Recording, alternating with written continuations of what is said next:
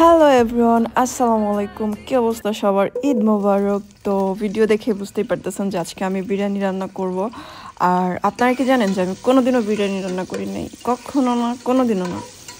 খাওয়া হয়েছে এমনিতে, বাট বিরিয়ানি কখনো নিজের হাতে রান্না করি নাই। তো আজকে হচ্ছে নিজের হাতে রান্না করে আমার স্বামীকে আমি খাওয়াবো। যাই হোক, আমি কখনো যেহেতু রান্না করি নাই, আমি জানি না যে কেমন হবে। তো অনেক ভয় ভীতি নিয়ে হচ্ছে শুরু করছিলাম। লাস্টে গিয়ে আলহামদুলিল্লাহ অনেক মজা হয়েছে, অনেক বেশি জোশ হয়েছে। হ্যাঁ, আমার হাজব্যান্ড হচ্ছে রুমে ঢোকার মানে অনেক দূর থেকে আর কি স্মেল পাচ্ছিল যে বিরিয়ানির। হ্যাঁ, তো সে বলছে যে অনেক মজা হয়েছে, তার মানে আসলেই মজা হয়েছে।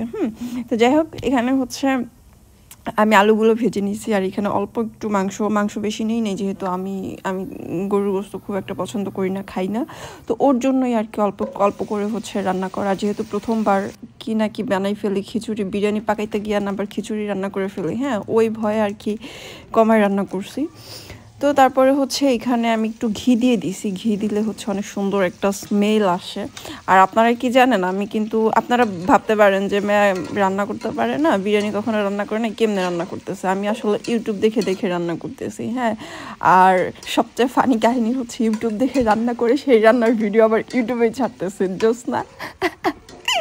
যাই হোক, এখন হচ্ছে রান্নার মাঝখানে কয়েকটা কাঁচামরিচ দিয়ে দিছি। এটা হচ্ছে ভিডিওতে দেখলাম দিছে, আমিও দিছি। যাই হোক, এটা হচ্ছে গুঁড়া দুধ দিছি, পাউডার দুধ। আপনাদের কাছে লিকুইড মিল্ক থাকলে ওইটাও দিতে পারেন, মানে মিল্কটা এটা হচ্ছে এটাও স্মেলের জন্য মেবি।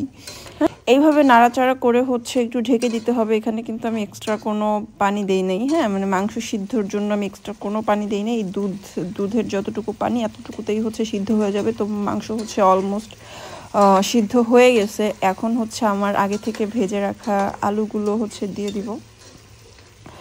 আর আলুগুলো দিয়ে আরও একটু নাড়াচাড়া করতে হবে। আর এখানে হচ্ছে মানে অনবরত নাড়তে হবে যেন নিচে লেগে না যায়। তো নাড়াচাড়া শেষে হচ্ছে আমি আগে থেকে কিছু পোলাওর চাল ধুয়ে রাখছিলাম, ভিজায় রাখছিলাম। লাইক হচ্ছে রান্নার 20-30 মিনিট আগে হচ্ছে পোলাওর চাল ধুয়ে রাখছিলাম।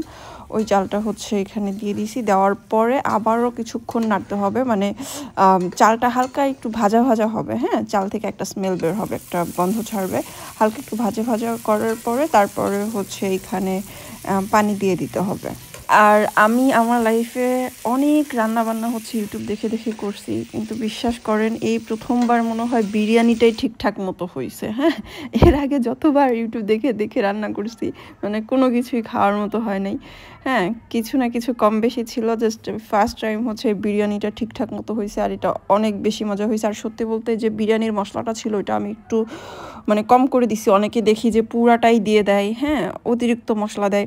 একটা জিনিস হচ্ছে আপনি মশলা টশলা যত কম দিবেন, যে কোনো রান্নায় যত হচ্ছে কম দিবেন, তত দেখবেন ওই ওই জিনিসটার হচ্ছে অরিজিনাল যেই ফ্লেভারটা, অরিজিনাল যেই স্বাদটা ওইটা হচ্ছে পাবেন। তো এদিকে হচ্ছে আমার বিরিয়ানি রান্না অলমোস্ট শেষ। আর এখানে হচ্ছে আমি একটু বেরেস্তা দিলাম, বেরেস্তা কিশমিশ আর হচ্ছে একটু পাউডার মিল্ক ছিল, ওইটা হচ্ছে উপর দিয়ে ছড়াই দিয়ে দিছি। অনেক সুন্দর একটা ঘ্রাণ আসতেছে। যাই হোক, এটা হচ্ছে আমার রান্নার ফাইনাল লুক। আর একটু পরে হচ্ছে আমার হাজবেন্ড আসবে, তারপরে হচ্ছে আমরা একসাথে খাবো। অনেক জোস আসছে না? মানে কালারটা দেখেন, অনেক মজা হয়েছে। কিন্তু রান্নাটা আসলেই অনেক মজা হয়েছে। আমি নিজের রান্না খায়া নিজেই মানে নিজের উপর ফিদা হয়ে গেছি। বাহ, কেয়া তুমি এত সুন্দর রান্না করো। যাই হোক, ভালো থাকবেন সবাই। আপনারাও কিন্তু আমার এটা দেখে দেখে রান্না করতে পারেন, অনেক মজা হবে আই গেস। So tata.